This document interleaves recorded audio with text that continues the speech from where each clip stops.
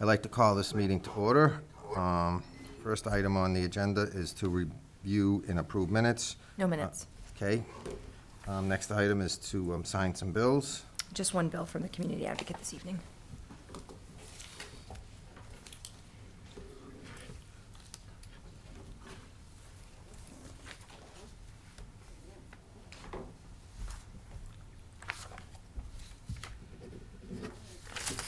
Thank you very much.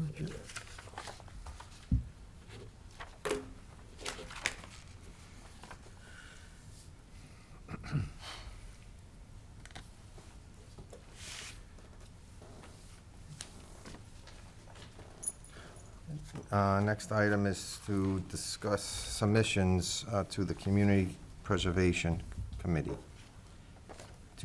I know that that's been on the Diane, agenda. would you like to take that, or would you like me to give us short intro? Maybe we can do it, we can split it a little bit. So I just began on April 7th. But it was a great day to begin because they did a review of everything at that time. And I think the biggest thing that I came away with for us here is that they don't generate projects on their own. Projects need to be brought to the committee. And so they are waiting for projects. If we have really great ideas about something that can be done with the land that they have a say on, and that would be low-income housing, open space like playgrounds and playing fields, open space that's not developed but might have trails on it. And what is the last category? There are four. Historic preservation, affordable housing. Historic preservation, Yes. yeah. So anything archaeological, basically. If we have a really great idea and we bring it to them, then they have something that they might be able to work with, and that sounds like a great thing, because we see things all the time. So that was my big takeaway from the meeting. Does that sound right to you as well? Yeah, I think that about covers it. You know, I think we had mentioned last time they were in here, and historically, we would love to acquire more land for conservation purposes. And if that's something that we could do and find, or if anybody knows of anything that's for sale that we could bring to them, that would be a possibility. That would be, I think that would be good. Yes, and that actually did come up at the meeting. Someone who does own property a lot came in and said, you know, I know other people who own property too, and if they can be shown that it would be taken care of by the town, then they won't develop it. So that's a really great thing. Okay. All right. We good with that? Any other questions? No, I'm good. Thank you. All right, on to meetings and hearings. We have a new public hearing. Notice is hereby given in accordance with the provisions of General Laws, Chapter 131, Section 40, and the Town of Shrewsbury Wetland Bylaws and Regulation, that Joe Graham, 13 Snow Drive, Westford, Mass., on behalf of Lakeview Landing Trust, has filed a request for determination of applicability for the removal and replacement of a patio at 190 South Quinsigamon Avenue. I believe Joe is joining us virtually. Okay? Good evening. Yep. Can you hear me? Yes. Yes. All right. Good evening. I'm Joe Graham. I'm the engineer on this project. And tonight we have presented a RDA for what we believe is maintenance work on work to repair deteriorated concrete. The plans that we've submitted reflect taking into account the sensitive nature being very close to Lake Quinsigamon. So the site is 190 South Quinsigamon Ave. The condo complex, behind that there is an existing concrete slab on top of a retaining wall. And this concrete slab was placed original to the construction, and over the years through freeze-thaw cycles and winters of snow and salt, it's since deteriorated. And we are seeking this RDA for removal of the existing concrete slab and replacing with like for like a proposed concrete slab in the same area to the same dimensions and slopes and grades. As well as when we were out there conducting a site visit, we noticed that much of the existing railing, much of the areas, the landings and some of the decking was also in a condition that it needed to be replaced. So that is also included in this scope of work. I can go through a little bit of the execution plan that we're proposing. We'll be developing, obviously, again, because of the sensitive nature of this area, encircling the lower gradient area, kind of on the sandy beach with erosion controls, more as to help delineate the work zone and to help illustrate or catch any debris that could potentially fall as a result of demolition activities. Our proposed sequence of work would be to use hand tools and wheelbarrows and brunt force to remove the existing concrete slab, wheelbarrow it over, through site access into a dumpster in the parking lot area, and throughout the course of a week or so, prep and place a new concrete slab in the roughly 1,700 square feet of concrete. So significant amount of concrete, which would be placed via a pump truck, also making sure that we're not accessing the site. We didn't want to develop a site access or ramps or things like that. So we decided to do it using manual labor as well as a pump. After placement of concrete and while it is, curing, we would be having our carpentry team work and develop or continue means of egress and provide temporary access and means of egress to the rear of the building while we replace the existing landings. And again, that would be replaced from like for like, same number of steps, same locations, just really upgrading the fact that it had been an area that required some care. Additionally, there's a handrail along the parapet for the retaining wall. We would be replacing that. And that's an existing wooden handrail. We'd be bringing that up to code, making sure that this area is safe for residents. And our goal would be to be, like I said, in and out in a matter of weeks, trying to get this work done early before the better weather that's on the horizon for us. We believe that this work constitutes maintenance-related work, and that's why we're presenting this as an RDA. I'm willing to take questions, or I can further elaborate on some of the information, on some of the pictures that we provided in a report, as well as the details. All right, let's see if we have any questions. Emily? I do not have any questions related to this RDA. Okay. Diane? Well, just information, really. So I take it you have to take that concrete slab, which is massive, all the way down to the ground. Is that right? No, it's a non-structural, possibly like 4-inch slab, 4 to 6 inch slab. Underneath it is existing backfill that would remain. If there was areas that were low or areas that needed to be adjusted, we're accounting for that, and we'll have that on site. But we're not expecting much in the different elevations. Okay. So it's just a question. Are there ways to rebuild it so that it lasts longer? It's more resilient. Yeah, I mean, it's lasted approximately, I believe it was built in 82. It's seen a significant number of winters. A lot of times newer de-icing salts are better for concrete. Older de-icing salts tend to be more harmful for the freeze thaw. We'll also make sure that after placing this, typical TUC on a sidewalk, there is a gap filler and a backer rod and things that are placed as a waterproofing agent around the edges. This will definitely help for the longevity of it. And we fully expect to get 50 years of useful life out of out of something like this. Okay, thank you. No more questions. Bob? Only question I have, do you plan to do any work on a retaining wall, the actual wall where it butts up to it? That actually, it looks like it had a few cracks and some stuff in it. Is that something you want to deal with, or just going to deal with the concrete and that's it? We're just going to look at the non-structural areas, the concrete. We didn't see the retaining wall needing significant repairs at this point, and that's why it was pulled out of the scope. Okay, thank you. Chris?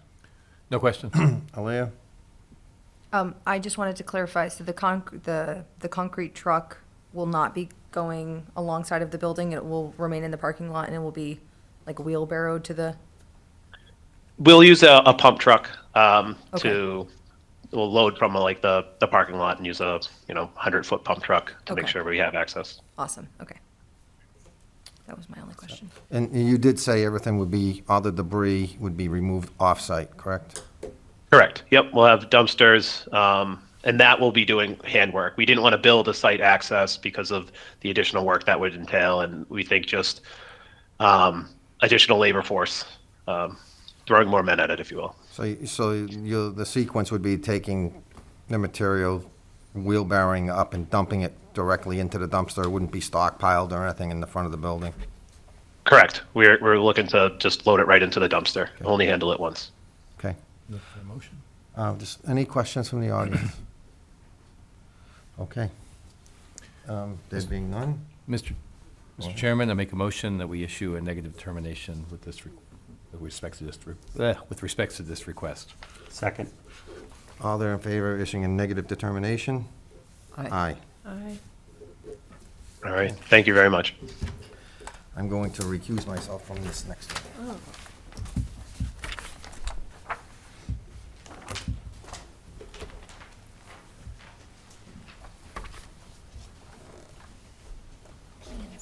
Thank you. Notice is hereby given in accordance with provisions of General Laws, Chapter 131, Section 40, and the Town of Shrewsbury Wetlands Bylaw and Regulations that Eileen and Kenneth Polito of 8 Tattasset Circle, Shrewsbury, Mass. Have filed a request for determination of applicability for the construction of a patio, stone wall, fireplace, barbecue, and stairs, and the installation of plantings at 8 Tattasset Circle.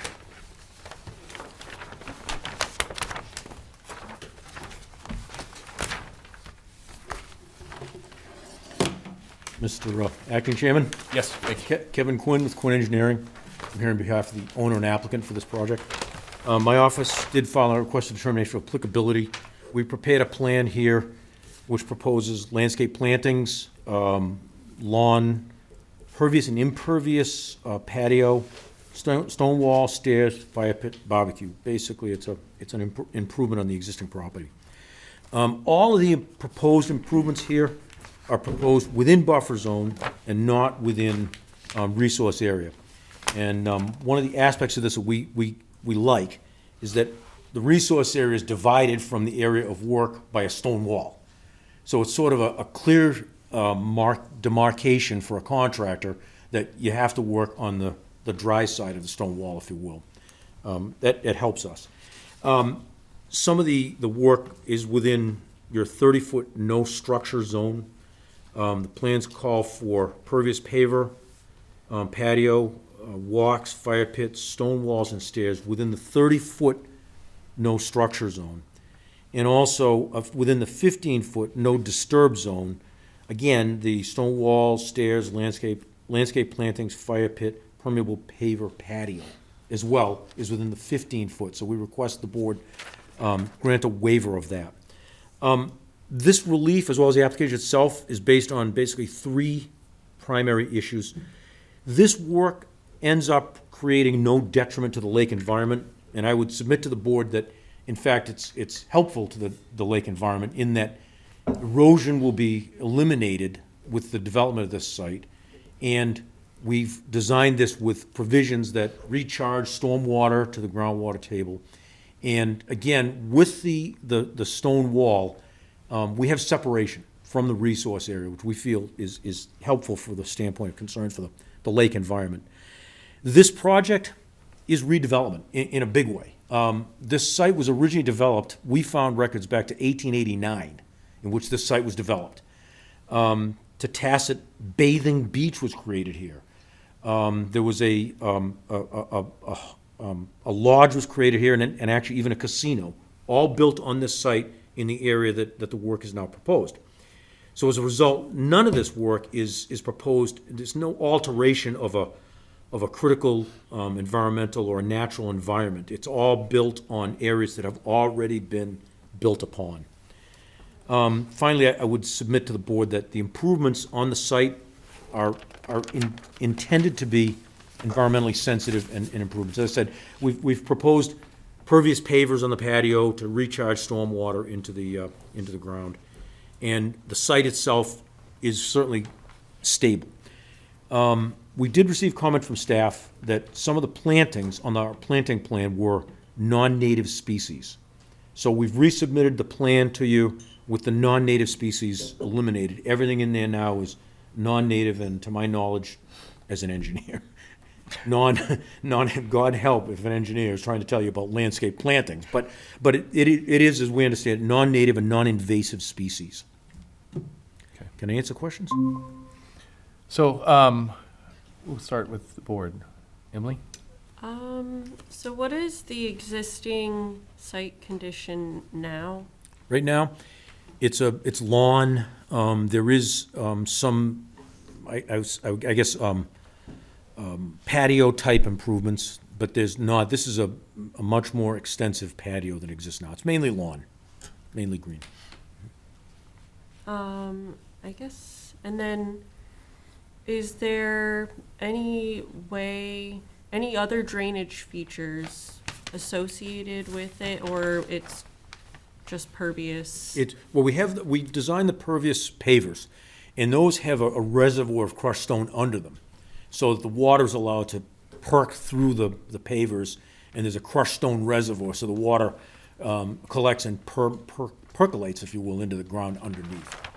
Being that it's a lake environment, it's a sandy environment, we have a good sense Yeah. that the water will Yeah. readily perk into the Yeah. ground. That makes sense. I don't have any additional questions. So I'm just trying to tell from the map, where the lines just get confused with me. From Yeah, there's a lot of lines on the plan. Yeah, Yep. so the 15-foot buffer, I can see it, at the end here. I'm not sure exactly where it goes after that. You know what, 30-foot buffer, I don't understand. can I show you? I actually highlighted it on the display plan. I'm only 30 feet away, so you'll never see it, but if you want, I can show you on this plan. Yeah, that would- It'll give you some clarity. I would like that. If you take a look, here's the 15, and you can see that steps and it goes right across here. The 30-foot goes across and then steps in this direction here. Oh, wow, The lines are certainly confusing, but those follow the waterfront itself, got it. the waterfront itself. Okay. So about half of the patio is in the no structure zone. Well, I would say half, but a significant portion of it, yep. In the no structure zone, or in that, and also in the do not disturb zone? No disturb, right. Yeah. Yeah, some of the no disturb, now this is the no disturb line here. You Yeah. can see that there's a little bit of the patio there and some plantings. There is a wall and some stairs in the no disturb zone. And then in the no structure zone, you have some of the patio, and, might be 40%, 50%. So the patio, and that's the gas fire pit, Yeah, right? okay, yep. Yeah, so that actually goes beyond the 15-foot buffer? Yeah, it does, yes, it goes all the way down. And again, we have to reconceive this. The 15-foot is 0 to 15, and then the no structure is 0 to 30. So in our letter, we define things in both setbacks, because Yeah. they are located within both, if you follow what I'm saying. I think I do. Yeah. Yeah, it's just that looking at it here, you can't see it as clearly as. Yeah, I know the lines are hard. Yeah. Truthfully, I had to go back over it and highlight the lines Yeah. to make certain that I understood that myself. So let me just make sure I understand this. Mm-hmm. That the patio going, I suppose that's south, on the south side, I'm not sure. It's, Yeah, so on the south side would be the lake side. yeah, okay. Yep. It goes almost to the lake? Yeah, the retaining wall, the existing wall is right along here. Yeah. So we're working up against that existing wall, the existing wall. And we have stairs that come down to and meet existing stairs, which then are already existing and get Yeah, out to the, okay, to the lake itself. all right.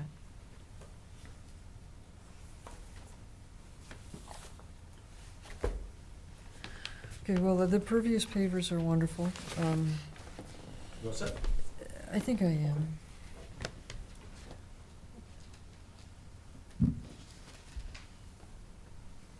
Okay. Any more questions? Bob? Okay, I went down and looked at the property down here. What they mentioned about the erosion, possible erosion, I think this is definitely gonna correct the problem, because it's a pretty good slope. The grass can actually see where it's actually had some washout over the years. That wall that they're proposing, the way it looks like it's gonna stop that, would actually totally stop that problem. It's possibly gonna be ongoing. And there's a lot of the plantings I mentioned, there's already a lot of plantings in the same area, they're already done. There's already plantings, there's all kinds of like, flower beds and different little trees that are there, that are already on site. So I think you're probably gonna incorporate, looks like you're gonna incorporate a lot of what's already there in site. But, I mean, like I said, I was down there for like half an hour walking around, checking stuff and getting different ideas and looking at stuff. And I really think that this is going to be better than worse for the environment. That We'll it go will close. reduce the amount of erosion. Yes, and it's gonna keep everything, possibly running down. It's gonna stop it dead because there'll be a wall there to stop it from going over. So, that's all I have to say. Okay, thanks. Aaliyah? Some of the plantings are proposed kind of up. Are these these species that are highlighted proposed plantings or existing plantings? We would go, with our plan is attached the landscape plan, Okay, done by the landscape architect. Those are the, proposed plantings. yeah, those have the Everything else details. is existing? We show, our plan reflects the landscape architect's plan. Okay. But we're not naming what the plants are, because we're dangerous when we try to do that sort of thing. Yeah, so, but the landscape plan that was provided does not include what is proposed or existing in the, I guess, the more northern section along the drive, probably? It does, there are, yep, further up, yep. I can actually show you if it's helpful. But, Ilya, one thing, further up the drive, it goes outside buffer zone. Okay, So some of that is not part of the application because it's outside of buffer. okay, yeah, this looks only like it goes to. Our plan covers residents. buffer, everything. Okay, yeah. But, so this, If I may? yeah, Yes.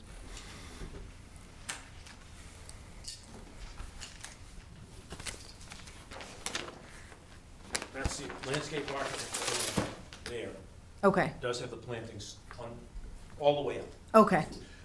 I don't think I plan- received that. All right, well, page one Okay. is the enlarged area in the immediate vicinity of Do you have that? the patio itself, if you will. I don't know if it's been revised to reflect. Okay, maybe that's it. Okay, Slope down. Below honeymoons, 'cause of rain already. okey doke, awesome. And the thing Okay, so all of them should be needed.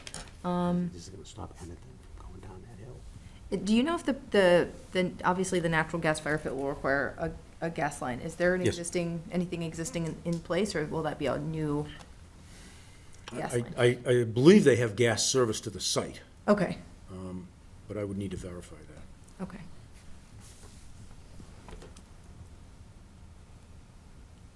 Yeah, I think that's all the questions that I had. I'd be Okay. curious about.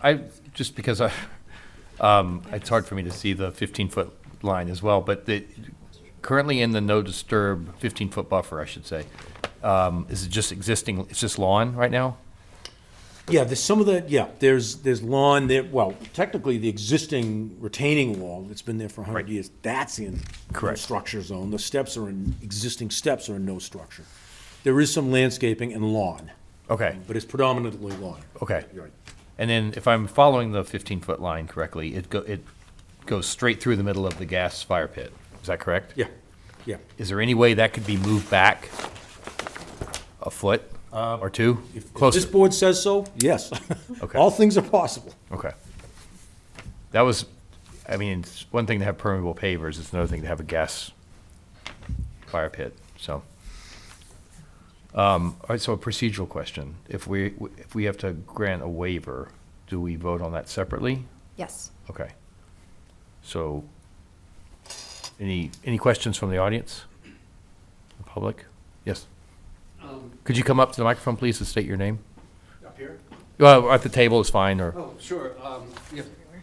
My name's John Chabelli, and I was just curious if there's any sort of stormwater collection plan or effort there, given the amount of water that we get in rains now, and in addition to your plan with the patio. I'm just curious about that. Well, as I say, the pervious pavers are designed, and we have a detail there, and what we provide, we call it a reservoir. They're crushed stone reservoir under the pavers. The pavers are placed on crushed stone, and the crushed stone provides a reservoir for water to be stored and allows it to detain and perk slowly into the ground beneath it. Okay. That's, yeah. does that answer your question? Sounds like no organized drainage. We don't have a drainage collection system, no, sir, no. Because it's designed to go through the pavers. And it's pervious, so the point of, an impervious surface you collect runoff from. For a pervious surface, there theoretically is no runoff. Okay. Any other questions? So, does anyone want to make a motion? I just have one more, kind of echoing Aaliyah's question.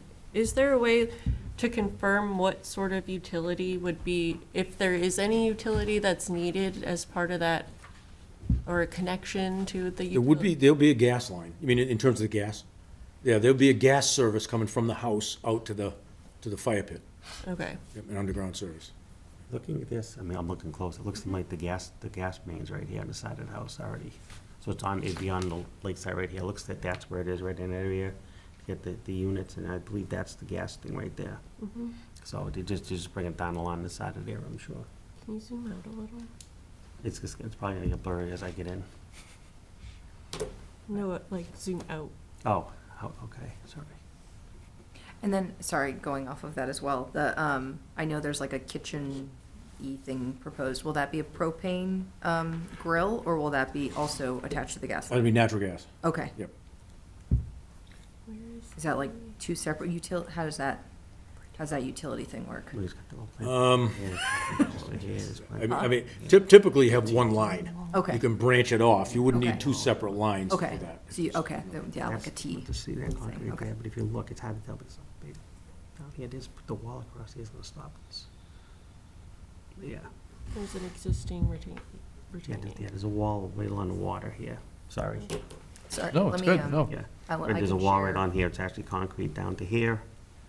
And it actually, it's wide as concrete down, that's been there for, I mean, that's not even new, that's been there for a long time.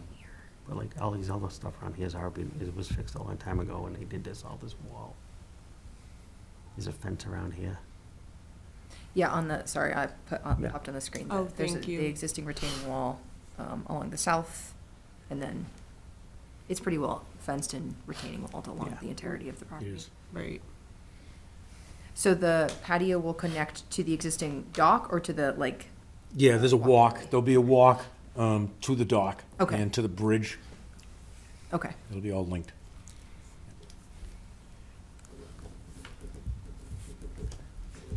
Any more questions?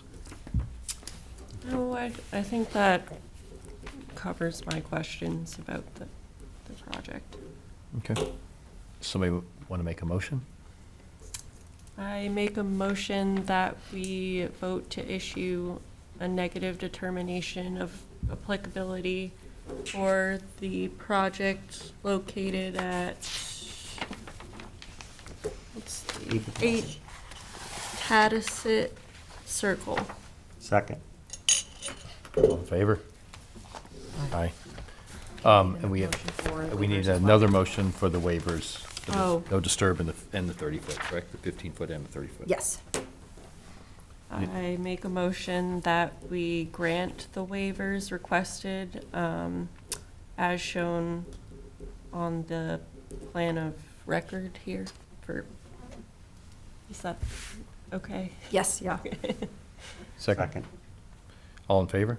Aye. Aye. Thank you. Good, all right, thank you. Have a nice night. You know. As well.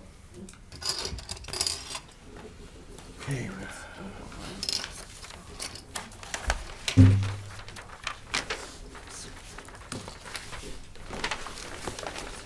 We have a new public hearing.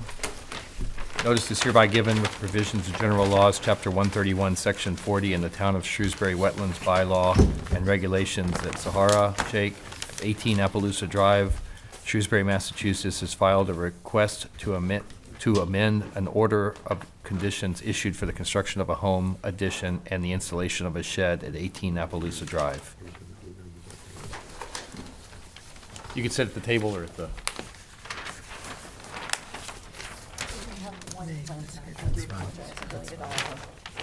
Okay. I will load it up on the screen as well. Oh, good.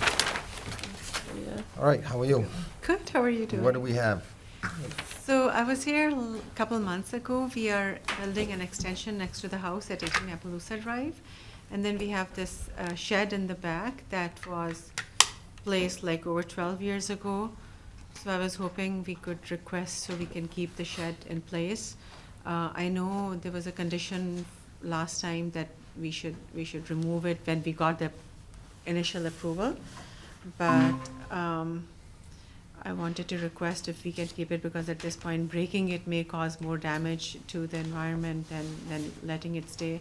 And I think you, Diane, you had recommended last time, maybe we could place some shrubs in the area to compensate for this being, I think it's 14.2 feet out. And when it was built, we didn't have this bylaw of having it like 30 feet and beyond and all that. Correct. All right. So what, did you propose any type of shrubs that you would like to do? Or did you, how I many? think you had proposed something last time, berries. Serviceberry. Yes, serviceberry, I wrote that down, but yeah, I guess that should be fair enough if that's what the recommendation. I'm So they're happy to do that. different types of serviceberry. Some of them are tree-like, absolutely, they are trees. I have one in my front yard. And some of them are more shrubby because they send up shoots like this. And it's marvelous, actually. And I will say that they are a keystone species for increasing biodiversity. So serviceberries would be marvelous. That's fine, we can Yeah. do that, no problem. Yeah, that would be great.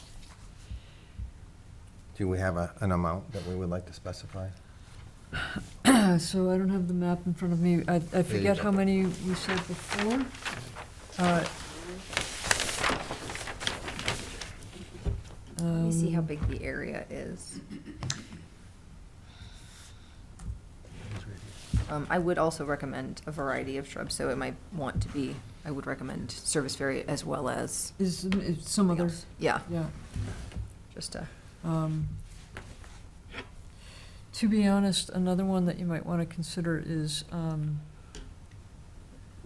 St. John's wort, shaggy, I believe it's called St. John's wort, which forms a shrub that's about 4 feet wide and 4 feet high, and then you cut it back. But that is another similar, it's incredible for biodiversity. Okay. Yeah. Sounds good.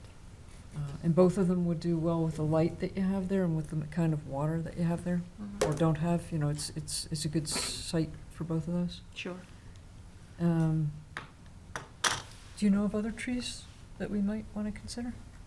Well, I guess I have some clarifying questions. So the original order of conditions was issued to do what? For the construction of for the construction of a home addition. Oh, of an addition, okay. Yes, so this was, because of the proximity to the wetlands, it was a special condition of the order that the shed be removed. But upon construction beginning, it's located outside of you can kind of see the shed is located outside of the existing limit of work. So it would require either the addition of substantially more erosion control, which would, for the scale of the project, seems excess, and then is also just, yeah, was in existence prior to our bylaw being. And there's a garden zone here. That garden zone is no longer a garden, right? Yeah, good. Because it's too close. It's gone. So if you wanted to add any other variety, high bush blueberry would be good there as well? Blueberry? High bush blueberries? High bush blueberry, okay, I'll write that down. So do we want to put a number of 6 of each of those 3 that were specified? Is that enough? And they could be planted within where the garden was? Let me see. Yeah, so the garden is located, adjacent to the shed, right? Correct. Yeah, to the Yeah. north. It might be a consideration that you'd want to line a little more of the rest of that area, as you can kind of see with the light on the There's a picture. big gradient. It's pretty sloped, yeah, so it would be a good candidate for, spreading the shrubs across the slope. So high bush blueberry and St. John's wort, those are the 2? And serviceberry. Serviceberry. Serviceberry shrub or tree? What do you recommend? Or either? So there's a shrubby serviceberry, and I can get that exact name for you. Okay. Yeah. In fact, I think I sent you something, Aaliyah. I can Awesome. look- Yeah. I can look at that for sure. Okay. So they can. Yeah, I don't know be- if you'd want to do 6 of each species or 6 to 10 of each species. Yeah, it could be. I mean, put 10 of each. I mean, that way there's a final number, so they know there'll be, So serviceberries are these ones? They grow this big? No. High bush blueberry can also get pretty big. They will occupy your slope very well. Okay. Yeah. But wouldn't that be too much for, you've seen the place, right? 10 of each, like 30 of That them? might be a bit much. That's just too much. well, considering that the shed is going to stay there, you can probably stagger them around in that area, Yeah. It's not, they're small. Okay. They're not like This large. one- I also- This one you looks really don't- big. Yeah, so when it's absolutely thriving and left to its own devices, it might get that big. A lot of the times, we will see that species will get put in with the idea that they're going to get the maximum size that they will ever get. Rarely do we see them get that big? And a lot of the times, we see mulch gardens created. Like I'm sure you've driven around Shrewsbury and you'll see not a garden bed full of plants, but a garden bed full of mulch with like 2 shrubs. We want to, this obviously will not be a mulched area, but we do want to avoid a lawn garden with the occasional shrub. Like, it should be a somewhat undisturbed area. Like, we want to see additional upland area that supports the habitat created as mitigation for the buffer zone being impacted by the presence of the shed. So then should they be planted below the gradient because the gradient is on the far right, it's so steep? I would. Yeah, because It could be left up to, I I'm would pretty sure recommend that- the commission that it be left up to the homeowner, like where those are planted, because, yeah, I think the entirety of the slope as well as the down gradient where it is grassed, but sort of unusable space could be open to having plantings, and then it would That's be. what I was thinking. Because the wetland edge is right there, basically. And there's no real demarcation, I guess, other than the existing lawn. So, I mean, I guess it's maybe difficult to plant on a slope, but I think that's probably space you're not using anyway, given how steep it Bigger map. is. Let me just say, why don't we plant it, can I see that Yep. again? Yeah, it does work out to about, if you're utilizing the entirety of the sloped area as well as the down gradient area, it is about 3,000 square feet, so. I mean, Well, how you many could square plant feet is these right along the 30-foot no structure zone and spread them out. Yeah. And that would. Every 6 to 8 feet. And that would be That's how you can orient that. And Right. do you agree with that? Sorry? If you plant the shrubs along the 30-foot no structure zone Yeah, demarcation in a fashion, 1 or 2 feet off of that line, all the way across. Yeah. And then that gives you an area, that way you know where they're going to go, yeah. and you can space them out across the back of your property. Okay? Sounds good. That That way- way they're on a flat land and better chances to grow. Yep, you can, Then on the slope. within a foot or two of that, you can Yeah. stagger them, they don't have to be straight, and go all the way across. Okay? And then we can write it that way. Yeah, That works? yeah, would you, if it's staggered along the 30-foot, would you like to reduce the number? I'm not sure. Yeah, that's what I was just thinking. You guys We could pick do the 6 number, feet, sure. and then we'll agree, and then we'll,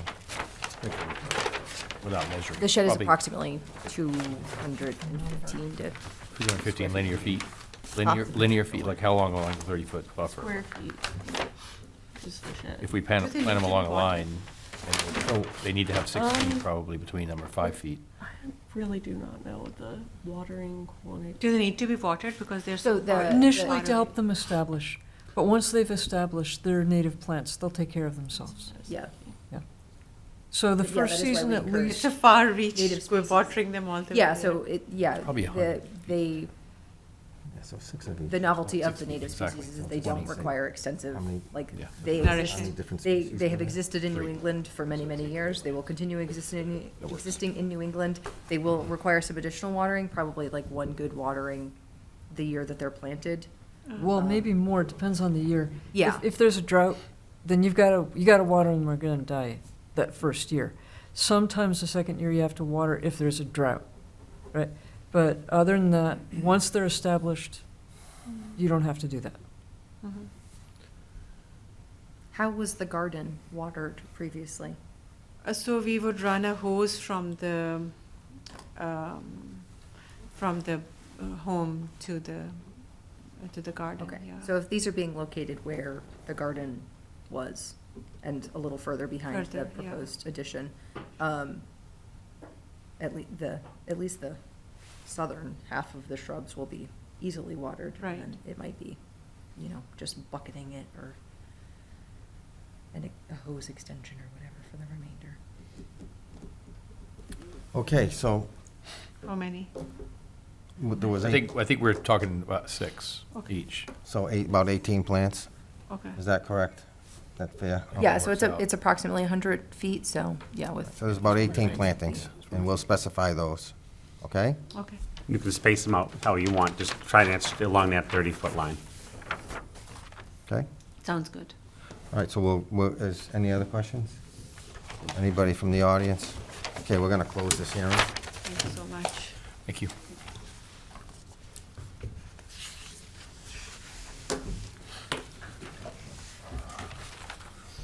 All right, so we have a continued public hearing regarding the abbreviated notice resource area delineation by Essex Petray, Pulte Homes of New England, LLC, 1900 West Park Drive, Suite 180, Westboro, Mass., for the delineation of bank and bordering vegetated wetland, 3369 Green Street.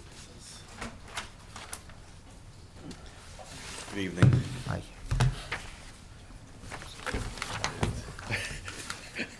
Sorry, you caught us off guard. Were we doing the NOI? I apologize, or the we ANRAD? will start with the. Anrad first. Perfect, thank you.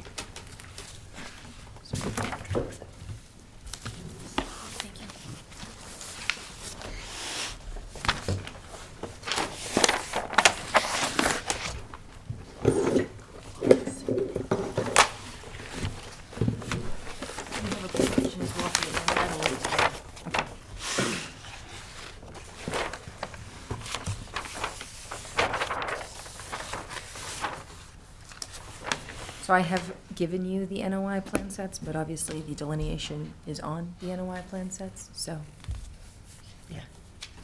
Mostly you're just looking at All right, treed wetland and upland, so. All right, thank you. So we presented the ANRAD a month or so ago, maybe 6 weeks ago. And since that time, we were able to get the peer reviewer out on site, and he conducted his peer review of the line work. And again, I apologize, Essex Petrie with Pulte Homes of New England, here with Jim Bolduc of VHB, he's the wetland scientist for the project. Jim walked the line with the peer reviewer, and we Yeah, we made one modification to one flag and made the revisions to the site plans and resubmitted. And from what I understand, Art has sent over his review letter Yes. as well. Okay. Yes, yes, yes. Just pull that up. Were there any DEP comments too? The DEP comments were based on the original delineation, or the delineation that was done in the central and southern portions of the site through a previous ANRAD application. So we had that delineation, which was already approved Yeah. on the plan in addition, so they got confused over it. Okay. So we had since taken those flag numbers off the plan so we could alleviate that confusion. Okay. Emily? So is the ANRAD for the entire extent shown on this plan that I'm looking at, which looks like a site context plan? There's The- quite like an extensive, It's just in the northern section of the site, should be WF1 100 through WF1 148, I believe. And then also the bank flags along the intermittent stream. essentially the area along South Street. okay, I see. Okay.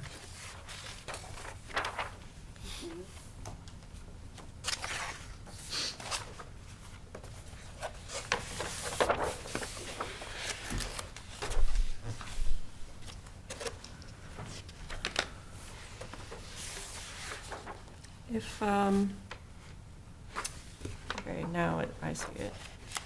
And which flag number was revised?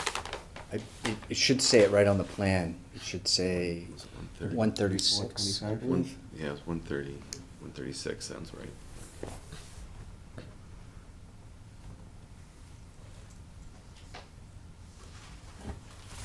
I could come up and point it out if you. No, I got it. Great. Okay, all right. I just can't remember exactly which flag number it was. You can show us. Could you show us Oh, you actually? do? Okay, yeah. Oh. Okay. Sorry, I thought you said you did get it. I got it. Some of us did. It's hard.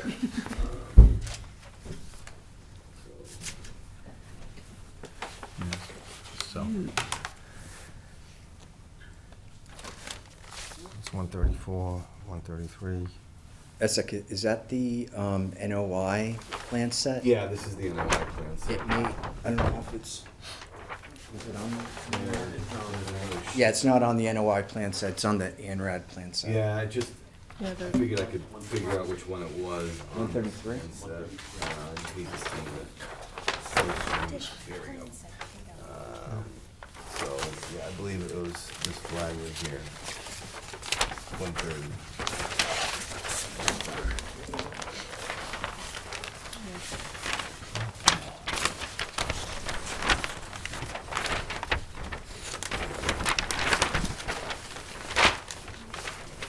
No, those aren't numbered on that one. I know, So it's flag 130 was the one that was. 130.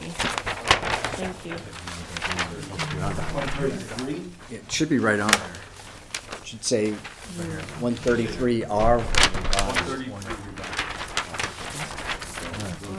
I apologize. right here. Yeah, that one. So it was moved 5 feet approximately towards South Street. well, So that flag 133 was moved approximately 5 feet Okay. towards South Street. Okay? All right. Has Art told them, yeah, our peer reviewer? Do you have any more questions, Emily? I do not, sorry, yeah. Hey, Diane? Yeah, I don't understand. That would be my question. This is between the comments here and looking at the map, I'm just disoriented.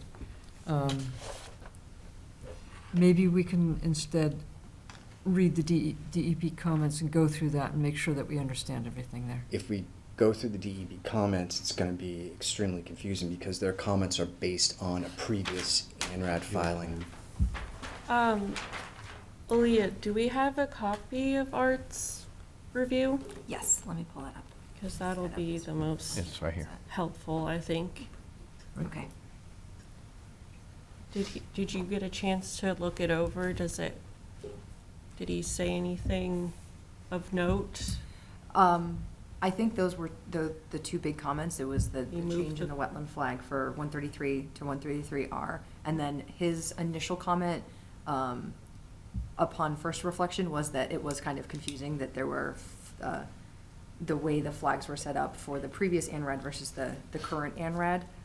So those changes have been reflected in the plan sets for DEP and Art's sake and the commission's sake as well. And I submitted a revised plan to DEP as well. And Art is in the process of, or he's Art's also, conducted yeah, so Art went out, his review? with their wetland team and, has like finished his review. This is his final review. There were just basically the two comments, which was that the flag change has been incorporated into the plans and that the wetland boundary confusion has And cleared itself up. okay, I think, Yeah. yeah.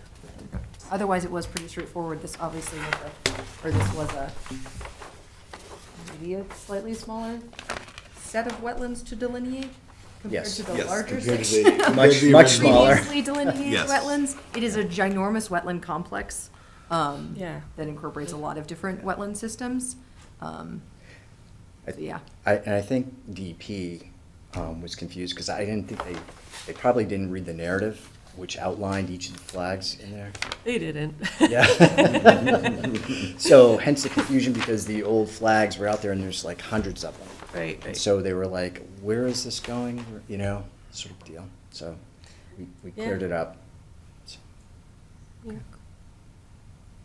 If Art's good with it. Yeah. Diane? Yeah, no questions. Bob? No questions. Chris? I'm good. Aaliyah?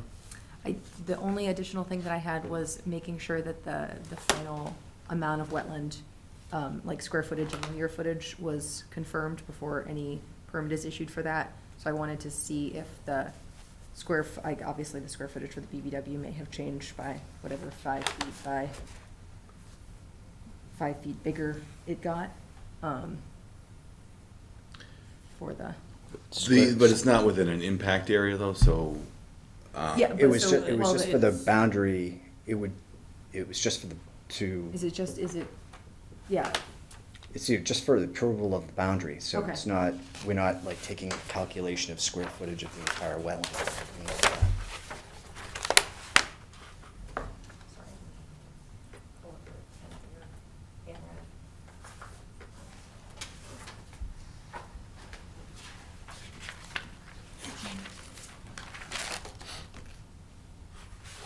Yes, I do apologize. So did the linear feet change at all when the flag moved to that 5 feet, you know? Maybe a few feet, yeah. Okay. You know. Yeah, so I will include that in the ORAD, so I just want to make sure that Okay. number is up to date. So if you could provide an up to date, I would be okay closing the hearing prior to receiving that number. Okay. With the promise that I will receive that number. And then no bank changed with that? No. That was interior. And then is the IVW, was the IVW included in this? That Or was was included in the It's- previous. it's- Okay. Yes, yep. I think that was the only thing. I just wanted to confirm those lines.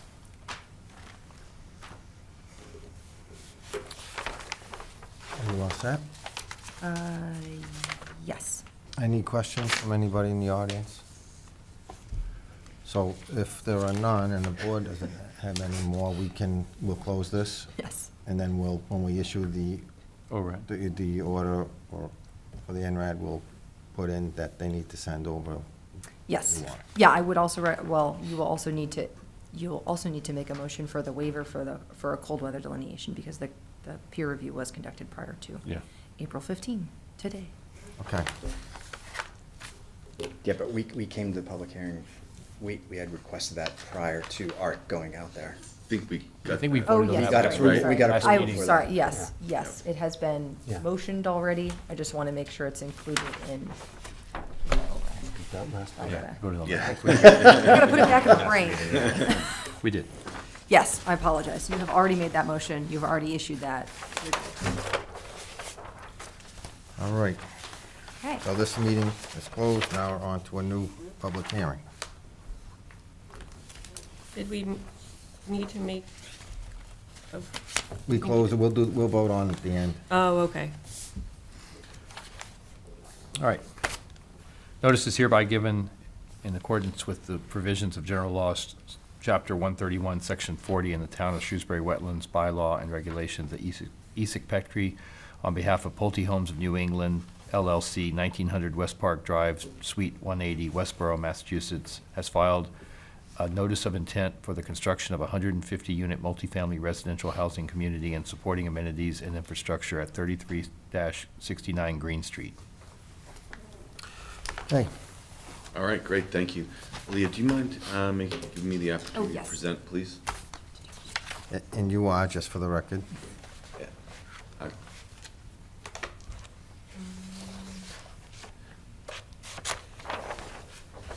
I think everyone is presenting. I think I was just presenting. Let me make sure. Oh, let me co-post. Yep, I think I do. Sweet. There you go.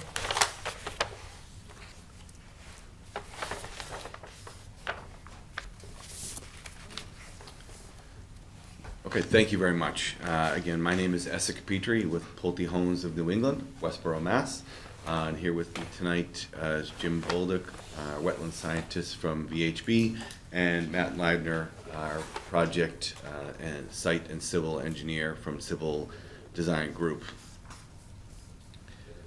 So I'm just going to provide you with a brief overview of the project itself and the project program. Then I'll turn it over to Jim and Matt to go into the details and answer any specific questions you may have on the natural resources or engineering pieces of the project.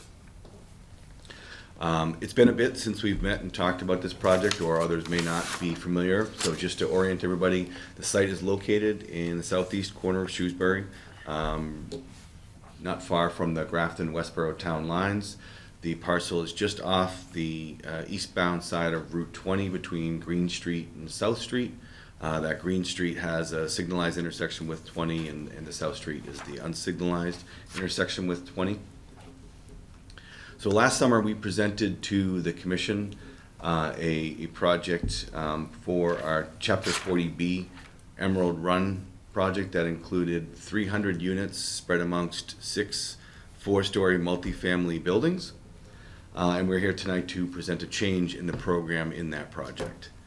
So about the time that we were presenting to this commission, as well as the Zoning Board of Appeals, the town of Shrewsbury was undergoing some adjustments to the transit-oriented development overlay zoning district, which was being developed in accordance with the Commonwealth of Mass MBTA Communities Act, the goal of which is to encourage multifamily housing near mass transit. So one of the adjustments that the town made, or was in the process of making during that time, was to the boundaries of that TOD overlay district. And what was determined was that they were going to shift the boundary to encompass this parcel, was often referred to as the Emerald Run project during those proceedings. So as a result, we received our comp permit, but we held off on advancing the 300-unit 40B project to monitor the zoning change so that we would better understand what it meant to us as the property owner of this location.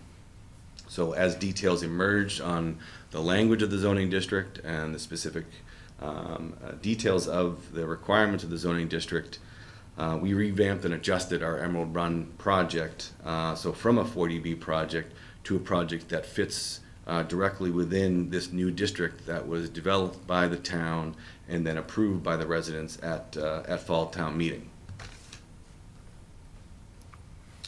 And we're really excited about this revised program.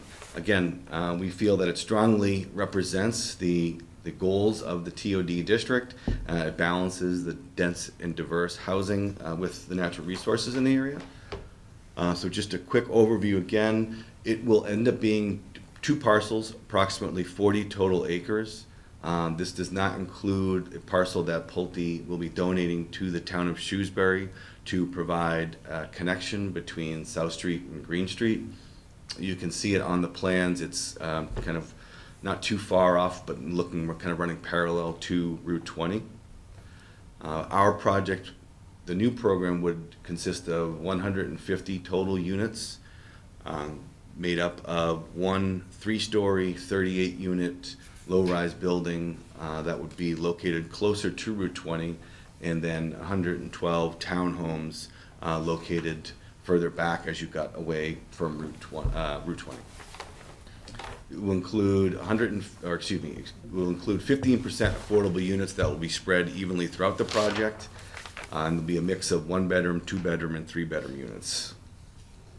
From a site disturbance perspective, roughly half of the site, the overall site, will remain undisturbed. And of that disturbed area, over 3/4 of that disturbed area is outside of any of the buffer zones or resource areas. And then post-construction, the site would, 80% of the site would be either grass, landscaped, or that undisturbed area. So really, a lot of that, the area that does get disturbed gets returned to a grass or pervious surface. But with that, we recognize that there are impacts to the natural resources associated with the project, and which is why we're here tonight with the NOI. And I'm going to ask Jim to go into more detail on the specifics of those impacts. Okay, thank you. In the initial, the last notice of intent filing, we had impacts associated with BVW Bank, land underwater, and an isolated vegetated wetland. So I'd like just take you through, start in the southern portion of the project area and work our way north. So the first project impacts that we have are down at the entrance driveway, where we have 170 square feet of BVW impact. And that's the same as the previous NOI, and the replication area is located in the, there it is there. Yeah, in the orange, you see it on the screen. And that is comprised of 344 square feet, which is a 2-to-1 ratio. So none of that has changed. In addition, we had bank impacts there at the driveway entrance, approximately 85 linear feet, and also 493 square feet of land underwater. To compensate for that, the commission had approved doing buffer zone mitigation, and that's the purple part that's shown on the site plan there, and I believe that's 295 square feet of mitigation for those prior impacts. Also, on the original notice of intent that was filed before, we had an isolated vegetated wetland that was impacted just as you entered the site. And that was, we did not provide mitigation for that impact because it was a 40B and the local bylaw did not fall into play. However, this is different, so now it does fall into play, and so now we are planning to replicate that area. So that impact in that to that area is approximately 1,493 square feet. And to compensate for that impact, we have designed a wetland mitigation area on the very northern portion of the site along, what's that, South Street? Yep. Right, along South Street there.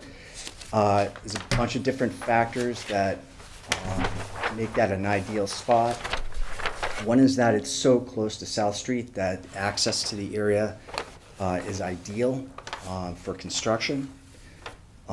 We looked at other areas on the site for mitigation areas to try to keep it closer to the IVW. And in the southern section of the site where the wetland boundaries are, we looked extensively over there, and it's either we ran into bedrock or just a very large, multiple boulder fields. So it would take a lot of effort to pull those out. Whereas if we had done it on South Street, the access is right there. There's no boulders. There's no. It's just easy digging over there. So, so we have designed the mitigation area to incorporate all native species. We will request a waiver for the 30 and 15-foot no disturb and no build zones because we need to tie into the existing wetland to grab the hydrology. So we would like to come in, you'll see a little pinch point in there that'll come down into the existing wetland. As far as temporary impacts go, there needs to be a sewer line that connects the northern portion of the project to the southern portion of the project, because there is no existing sewer lines currently on South Street. Is that correct? I just want to interrupt on that one while it's in my mind. Can that be done a different way, like a directional drill? So a directional drill is something that we considered when we were looking at it. We are proposing it this way. Just in our experience, there's risk associated with directional drill as far as deflection, putting the pipe in, hitting boulders and or bedrock. And for this short stretch, we were proposing the open trench. We figure we could get in there.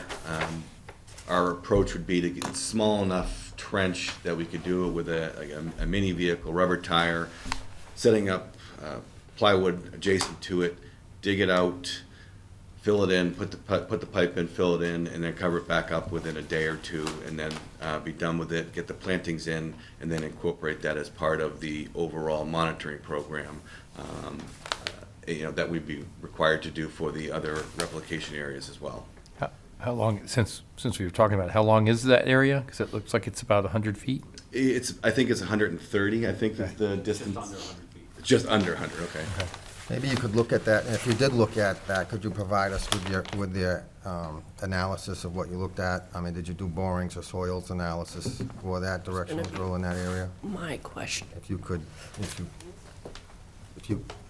provide that to us, so we have a better understanding. We don't have borings specifically in that area because it's in the wetland area, so we weren't doing borings there, but if that's something that the commission. Well, if you said that you looked at it.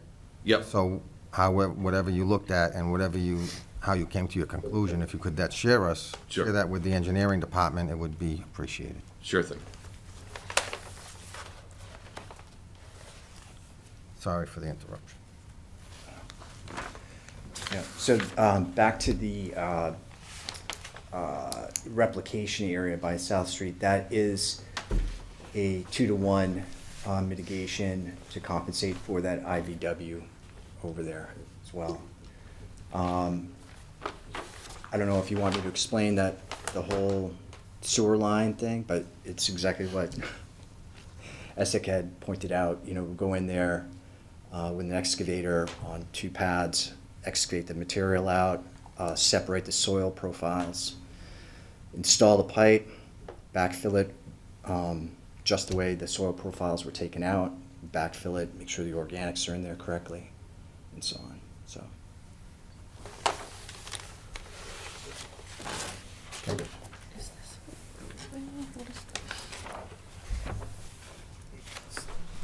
Now, that pipe you're gonna run would actually run from street to street, from Green Street over, you're gonna take everything back to South Street for the sewer line. I'm sorry, I didn't catch The sewer line. Yes, yep. It's going to kind of just run out back out to South Street, you're gonna run a line, but what, up to 20 to connect in?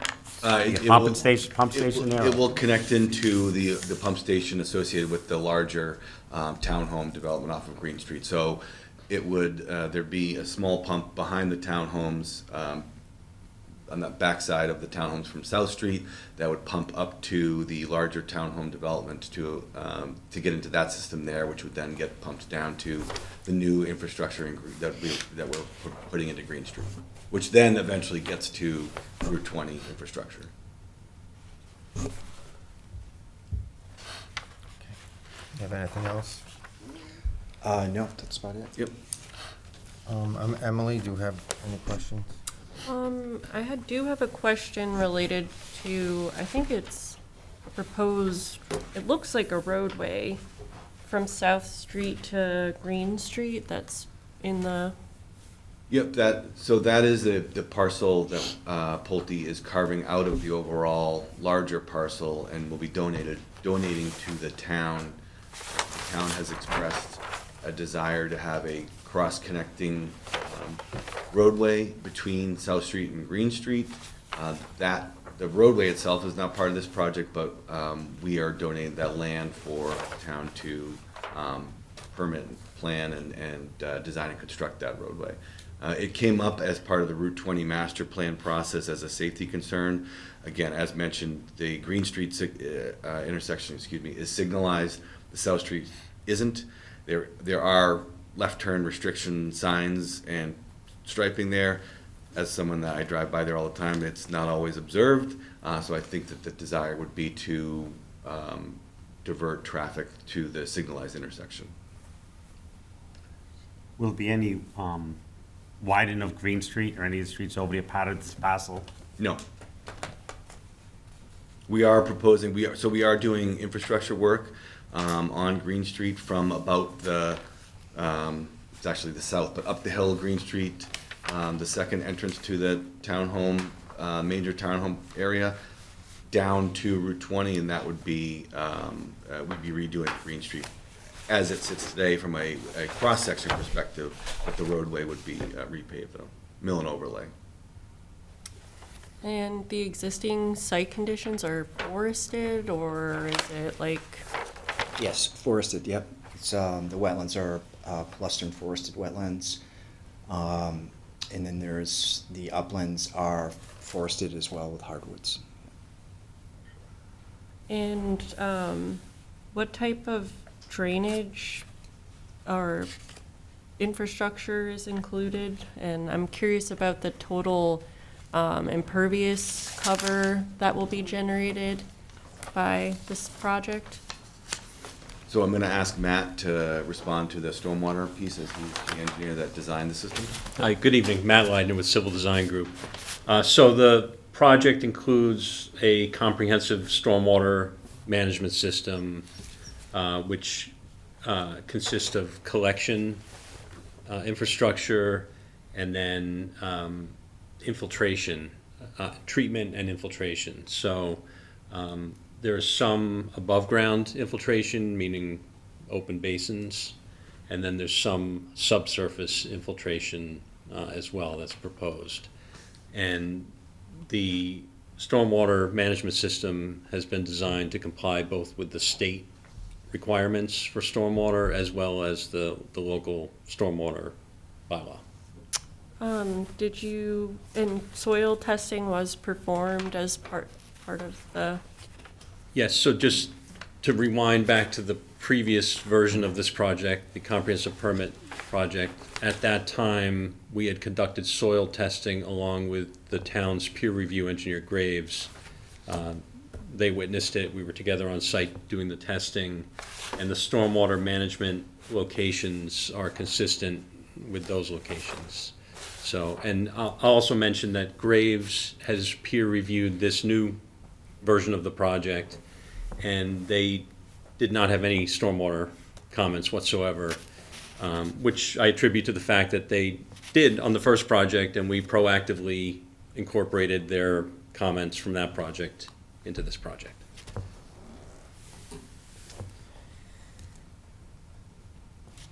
and I'm assuming, I haven't seen it, but the that an operation and maintenance plan was included as part of the application for. Correct. So the stormwater management report that was part of the application had an appendix in it that is the operation and maintenance plan. And it, again, it's consistent, for what it's worth, it's consistent with the O&M plan that was prepared for the comprehensive permit project. I'm all set, I think. Diane? All set? Bob? I'm all set. Chris? I have one quick question. The replication area on South Street, Yep. how big is that? You mentioned it was a 2-to-1, but So that here, is 3,020 square. okay. The math checks out. I just want to make sure. Yep. All right, thank you. No other questions. Alea?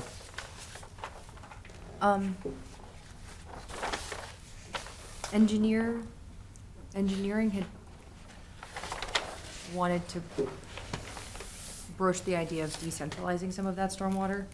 I know it's very common in Shrewsbury to see one large basin, but it is just a big bowl of water mostly.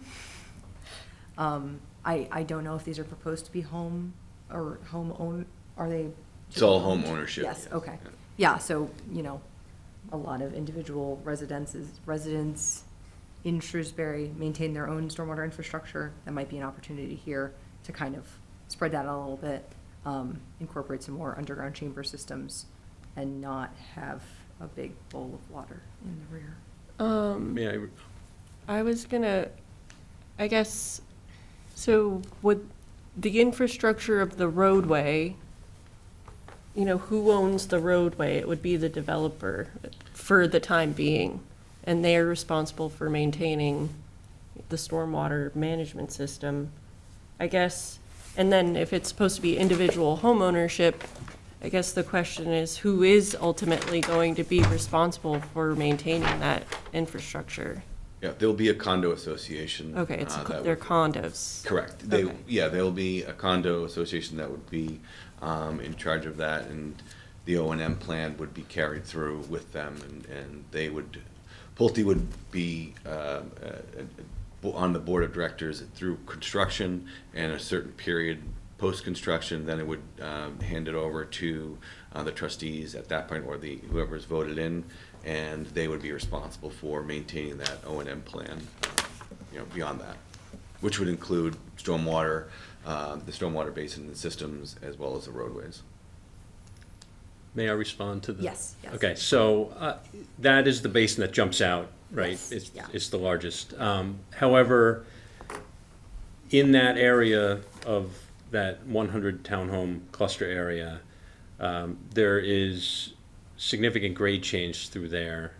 So the stormwater really needs to be at the base, as well as the soils themselves. That's where they tested out to be appropriate for infiltration. And so in that area, we also do have a bioretention area in that pod of development. Yeah. But then elsewhere throughout the project, so on the South Street side, there's another basin over for that area. Where the 38-unit building is, up closer to Route 20, we have a bioretention area in that area, as well as a subsurface infiltration basin. And then that triplex on Green Street, sort of in the middle of the screen right now, has its own subsurface infiltration system as well. So while I do acknowledge that that one basin stands out because of its size, it's there for good reason, based on the topography and based on the soils and the need to infiltrate, retain and infiltrate the first inch of runoff per the local bylaw. So I think the reality is it's going to be tough to further decentralize that area. And it just from an engineering standpoint, that's really where it wants to be, the bulk of the stormwater management for that one piece of the development. Can you just, while we're talking about this, just kind of walk us through the construction of that? I mean, I see how it's laid out? I mean, there's access to get in there with vehicles to maintain it and whatnot? Is there like a drive around it? Yes, so so per the DEP stormwater standards, they require an access way to get into this type of basin. And so there's two buildings here that we separated a little bit more than the rest to have an access. It won't be paved, but it will be an access drive for trucks or equipment to get down there. And then the berm that forms the outside of the basin is 15 feet wide, which is also a requirement, and that's to allow a vehicle to actually be able to drive around the perimeter of that basin. So this basin does meet those standards, and that's something that Graves looked at as well. And so just in the sequence of construction, this basin would be one of the first items to get constructed, and this area would be used during construction for stormwater management, and then obviously, as you can see, for post-construction, would serve its purpose as an infiltration basin. And I know that we probably discussed in the last order, it's probably in the last order, your erosion control plan, how you're gonna mitigate all your practices going through and stabilization plans and all that. So it's probably all the same type of plan. It's very similar. It's, that basin in particular is actually identical to what was in the previous project. So during construction, post-construction, the overall stormwater management approach is very similar. This project, similar to the other version, is also subject to the NIPD's construction general permit, which will require a SWIP, stormwater pollution prevention plan, to be prepared and carried out throughout the course of construction.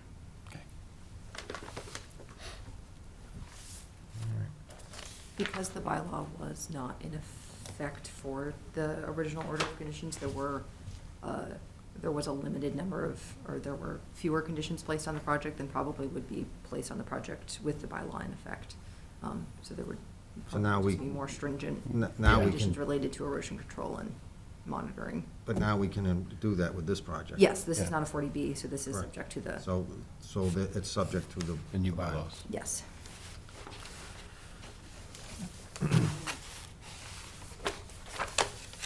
What happens with the old order? The order that's in place now? So if this project is to be issued, or if this project is to receive an order of conditions, the previous order will be closed out there's an option for a certificate of compliance that's invalid, which means no work was ever started, and it just gets closed, and then this order would be issued. So that's a procedural, so we can't issue this order until the other order is. Yeah, but you probably could issue the night that you are, if, the night You do it that the you same may be day. planning to issue an order of conditions for this current for this current iteration of the NOI, you could issue a certificate of compliance closing out the previous order. So they'll have to ask for that at that time? Yes, yeah, later in the process. Yeah, Aaliyah and I had that exact I conversation. think I've individually told everyone that you can't have two orders open. So, yes, they're very clear on the procedural for that. All right. Anything else? I think this might just come into special conditioning in the future, but it would be, you would want to look. I think all the disturbance besides the disturbance that is proposed, obviously within the wetlands, all of the disturbances outside of the 15-foot no disturb zone, I think you will just want to pay special attention as you are constructing, or as we get to the construction phase of making sure that is very, very closely observed. We've seen, especially with the amount of slopes that are occurring with really, really close to that 15-foot disturb line, that, you get the excavator gets a little wild, having a wild day, and just like grades out a little further into the 15-foot or over their erosion control, or lots of fun things happen. So just really, really staying very closely on top of that throughout the construction phase to ensure that no disturbance occurs within the no disturbance zone. Understood. Yes, yeah, so it might be staked, you might wanna install, with this scale of project, we have, historically seen like the fortified silt fence installed, just so it's a little extra oomph against piles of dirt that might be brushing up against it. And then, yeah, making sure that that erosion control line is the limit of work. Yep. And that nothing beyond it is being, affected. That And then, is- yes, sorry. No, I was gonna just confirm that that's something that we can certainly take care of. Awesome, yeah. And, yeah, that'll be reflected in the order of conditions Yeah. as well. There's like one section that says it's, I guess, untouched, right in the middle of the whole development. Yep. Is that truly undisturbed land? How are we, what's that? That little island in the Yeah, slope? that funny little, there's like the bioretention basin, and then there's like that, yes, that The- little island of, No, the intention is that the proposed grades would just mimic the existing through that area, but okay, so it will be disturbed area, it just won't be regraded area? it will just be, it will be disturbed. It will be disturbed. Okay. It will be, it's included in part of the disturbance. It Okay. wasn't intended to be a little Like a isolated pristine island. island. There isn't anything, there isn't anything particular that's trying to be saved there or Okay. whatnot. Yeah. Okay, yeah, that was one of our questions, to see if there were any like special trees that lived there that were not going to be touched. No. But yeah, there's a lot of grading around that area, Yep. so that would be Yep. a pain in the butt.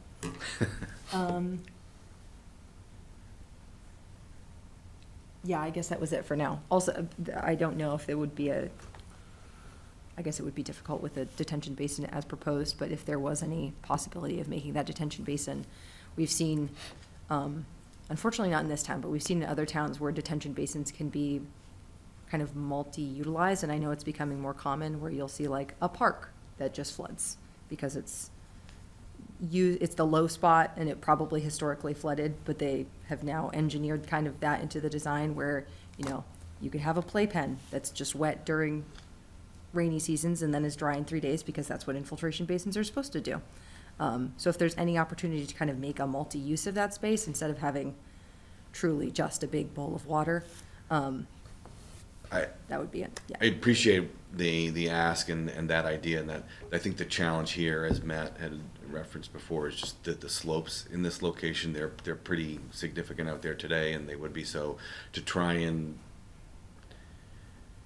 invite more active recreation in that area might be challenging just from getting to it from a slope perspective Yeah. for this particular application. Yeah. Well, I didn't know if there was an opportunity to kind of, I guess, as you said, that to the state standards for stormwater, with this type of basin, you have to have an access way and a blah, blah, blah. So if any of that could be, if the type of basin was changed, if there was an opportunity to kind of make it a slightly less depression, or a bigger, wider depression, and then make it more utilizable, just a thought. I think that was all the notes that I have for now. Anybody in the audience? Anybody on the board? Just one last question from me. The houses that are butted up against this basin, will there be any sort of, there should be some sort of signage that indicates that this is stormwater, a stormwater structure that is necessary to be there. I get calls all the time from people complaining about stormwater basins and asking them to be fenced off, and that, it's complicated when the developer's not around, and so maybe if we could try to anticipate this, beforehand, that would be helpful, because I can imagine lots of people encroaching in on this space, and, yeah, but that was it. All right, so I guess you'll be back May 13th, correct?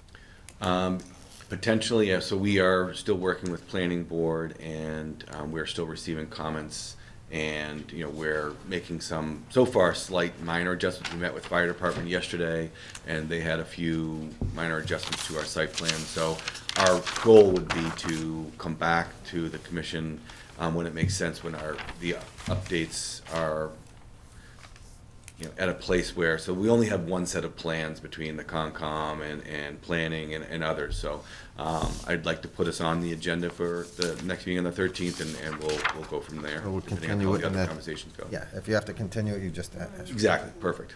Not a, Sounds good. no. Okay, thank you. Thank you. Thank you very much, appreciate it.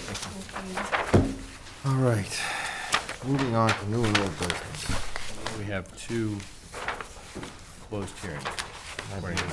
Appaloosa and, 18 Appaloosa and 33, the NRAD on 33. yep.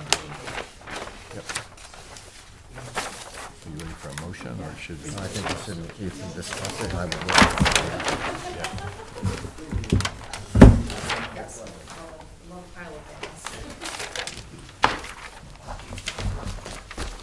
Yeah, when those are able to be done, it's really, really cool, because it does feel very multi-purpose. What are we doing now? Your new and old business. You are correct. So Appaloosa and 3339 Green, 69 Green. The NRAD. Have a good night. Oh, thank you. Flonker down. Okay. So yes, prior to the issuance of your ORAD, I have the two determinations of applicability to issue. Oh, For- correct. Where did that go? Yes, For sir. 190 South Quinsigamon Avenue Ken? and 8 to Tacit. Have a good night. Thanks. So neither has a number on it yet, so Ken, just don't sign it.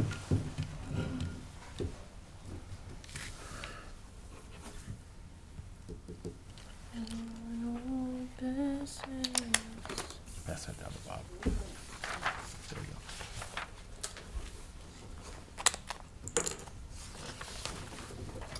First is for the order of condition, or the amended order of conditions for 18 Appaloosa. Okay. So, have to make a motion. Make a motion that we amend the order of conditions previously given for 18 Appaloosa. We need to remove special condition number 32 that was on the original order, is that correct? Let me confirm that that special condition is the correct special condition. Yes, that is the correct special condition. And ask that 6 Sorry. each of high bush blueberry, St. John wort, serviceberry be planted near the 30-foot buffer zone line. 6 each, 18 total plants. Is there a second? Second. All in favor? Aye. Aye. Aye. Next one is the NRAD for 3369 Green Street. I don't think there's anything to discuss on this. We don't need to, we've already voted on the waiver of cold weather. There was a question Aaliyah had about the square footage or linear footage changing. Only changed by a couple of feet, because they only moved it a couple of feet, right? Yeah. So we're good with the way it was presented?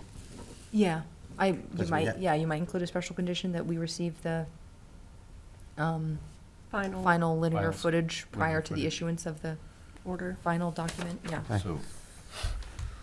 So I make a motion that we issue an order of resource area delineation conditioned upon the final linear footage of the resource area to be given to staff. Is there a second? Second. All those in favor? Aye. Aye. Aye. Okay. There are No certificates of compliance. And then we have an update for the UPS facility. Okay, so the UPS facility did come to mind tonight while we were discussing the 33 to 69 Green Street project because of Sure. the sheer acreage of both projects as proposed. We went out, big group of folks went out a couple weeks ago to walk the erosion control. Obviously, this project spans Shrewsbury and Grafton. So we had Shrewsbury Conservation, Grafton Conservation, and then Shrewsbury and Grafton Stormwater, as well as the peer reviewer for the, for Grafton for the wetlands, and then the project's wetland scientists, and then a bunch of folks from the project team who are doing the the dirt stuff. During that site walk, it kind of came to light that, it came to light that it would be tough to just be examining one set of resource areas, and then it was kind of hard to distinguish, that it was going to be hard for Art Allen, who is the Ecotech peer reviewer for the Grafton side, to kind of establish that imaginary line between Shrewsbury and Grafton when trying to protect all of the resource areas on the site. So, yeah, it was a discussion to add kind of peer review on the Shrewsbury side, so that he did not have to be like, oh, sorry, can't look at that wetland. That's a Shrewsbury wetland, which would be silly. He has been monitoring the entirety of the project because both of the construction entrances are located in Shrewsbury. Obviously, all the any dirt that's tracked off site goes to Shrewsbury. And then there are 2 vernal pools. One is in Grafton, one is in Shrewsbury, and those species are going to be moving between the 2 areas. So yeah, it was just a possible consideration that the commission might want to consider adding peer review for the Shrewsbury side. Yes. Yeah. Do we need to make a motion to that? Yes, I'm not sure what that motion would look like, though. Emily, I'm not sure if you've ever Table this encountered till this in next- your town. I mean, so would the motion just, to engage Art Allen for peer review monitoring services? Yeah, Um, yeah, long-term monitoring, third-party long-term monitoring. Long-term being how long? How long, yeah, Yeah, how long. define long-term. So for the Grafton side, it is for the duration of the project. Yeah, He for the presents, duration. I think it's quarterly, reports to Grafton, detailing obviously how they're doing on site. He's also there to make sure that when the SWIP inspections are submitted, he will double check those, and then he's also been, reviewing, there was a vernal pool habitat plan put together for the entirety of the site to make sure that the vernal pools are protected throughout the project and then after the project has been completed. And he has reviewed that to make sure that it is, scientifically sound and will protect the species there during active construction as best as possible. So is the developer okay with this? Are they paying for this?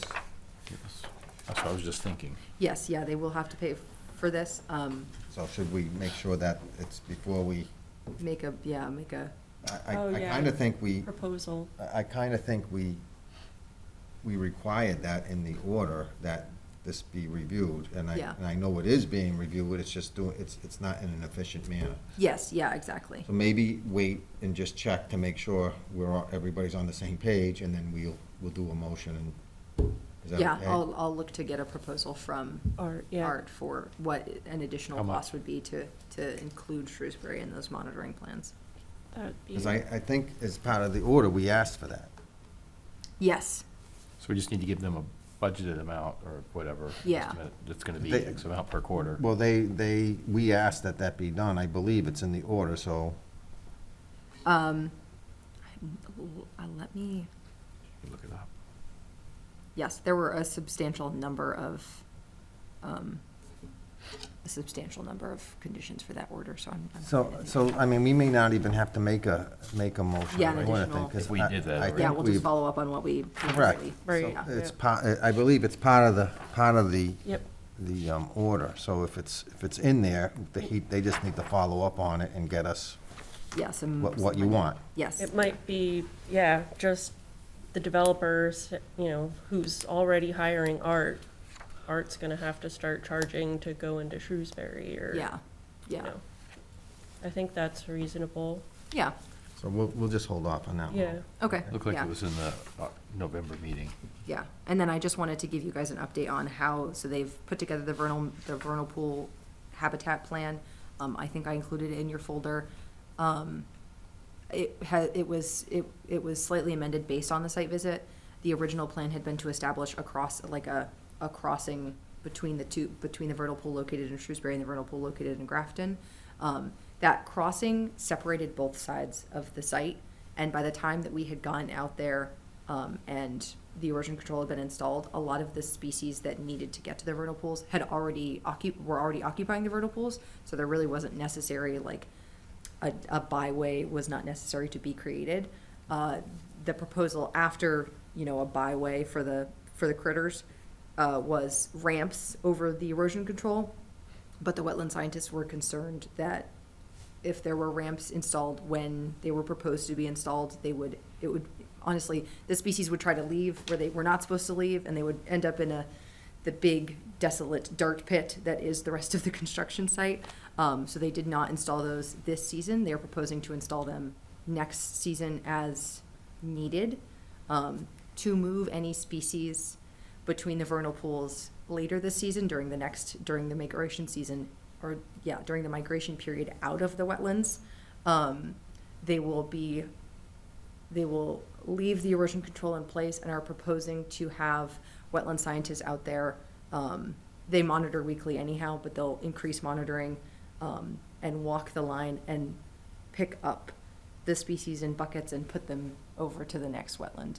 The, I guess, eventual proposal is that the vernal pool located in Shrewsbury will probably be less productive because it is kind of an island in the middle of a large developed area. So they will be moving the species to the Grafton vernal pool because that continues off to a larger wetland complex and upland area that will be more hospitable to the little guys down the line. So that's eggs that are being moved or adults? No, so it'll be adults that are being moved. So And will already, they- now they have moved to the wetland. They were already located. They have found egg masses in the thing. I think included some pictures of egg masses for you on the Google Drive. And those species, so they had already migrated to the vernal pool. At the end of the migration season, the adults will move out of the vernal pool for their upland activities. And that's when they will bucket them betwixt the wetlands. Seriously? Yes, yeah. They were going to let us know when they would be bucketing, so that me and Leah, the Grafton conservation agent, could also go bucket. So if you would like to bucket some wetlands species, let me know. I'll add you to the email. Where is this development? At the very south end of town. Okay.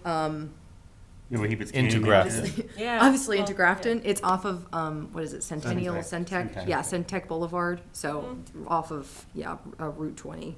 yeah. Okay. Just keep going. Do you know the date for this bucketing?